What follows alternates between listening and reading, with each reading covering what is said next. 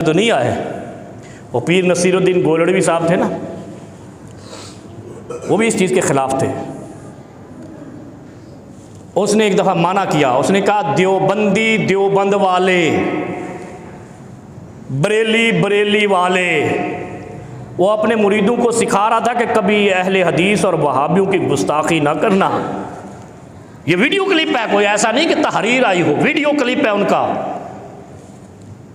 और इन्हीं बरेलवियों सुन्नियों ने उस पर कुफर के आखिर में फतवे लगाए मौत से पहले।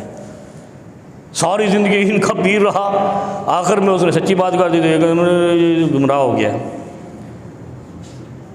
तीसरा उसने कहा ये जो अहले हदीस है, वहाबी है, ना ये बरेली है, ना ये देवबंदी है, ना ये लखनवी है, या ना ये मशहदी है, ना ये करबलाई है, ये अल्लाह वाले हैं।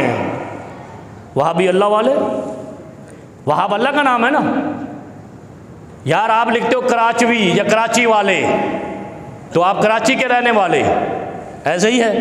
हैदराबादी हैदराबाद के वाले, लाहौरी लाहौर वाले, वहाबी खुदा वाले।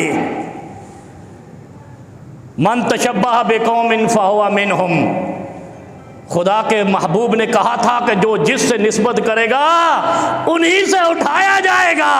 इससे बड़ी अजमत कोई नहीं है कि कोई अहले हदीस को वहाबी के अलावा नहीं पुकारता, तो हम तो अल्लाह वाले होंगे, सारे हमारे नीचे होंगे, लगा पता होना। वहाबी फख्र किया करो, अगर कोई किसी को वहाबी कहे, अल्लाह की कसम फख्र किया करो। वहाबी का माना कोई दूसरा हो ही नहीं सकता, क्योंकि वो है अताओं का मालिक खुदाए लम यज़ल। और अहले हदीस वहाबी अल्लाह वाले,